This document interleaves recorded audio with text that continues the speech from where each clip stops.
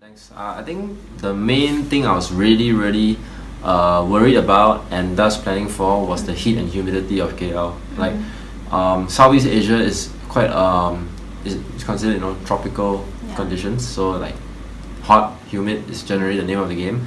But more so in Singapore and Malaysia compared to everywhere else. Like in Vietnam, if you race like later in the year, December, November, October, you can still get cooler weather, especially up north in Hanoi.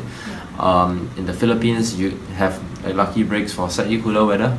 Myanmar as well, like 2013, I think the marathon was run in like, when the race started it was like 14 degrees or 16 degrees Celsius, something like that. It's like aircon temperature, But in Malaysia, it's going to be, depending on what time you start, it can be anywhere from 26 degrees to 32 degrees. So it's like very rough conditions to run a marathon in.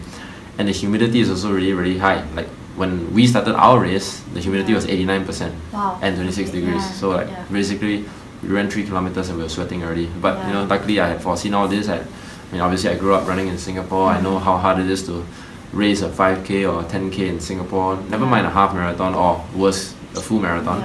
So you really don't want to get to the case where you're running and you get so dehydrated that you hit the wall and you really lose all your electrolytes and blood sugars and you just can't move your muscles anymore. So I was really planning for that. So I think a couple of things was hydration, number one. I made sure I had 8 water bottles with 500 milliliters of fluid each. I alternated between my isotonic drink H2O and an energy gel mixed with water.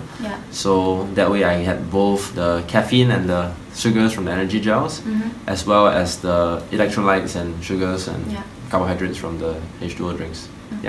And apart from that, I also devised it's not exactly a new thing. It is actually something that I've seen being done at the Olympics at the highest level. Athletes cut holes in their singlet.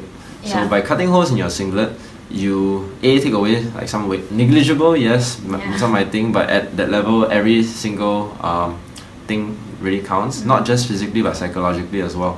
That you know that you're carrying a little bit less weight. You know that the sweat is not going to pool at the bottom. So I did 2 things to my singlet. The singlet that they gave was actually really long. It was covering my shorts. So instead of tucking it in, I'm going to cut off everything that was below my waist. Apart from that, I also cut I think 20 to 30 holes in my singlet to allow for extra ventilation and also to prevent the sweat from pooling.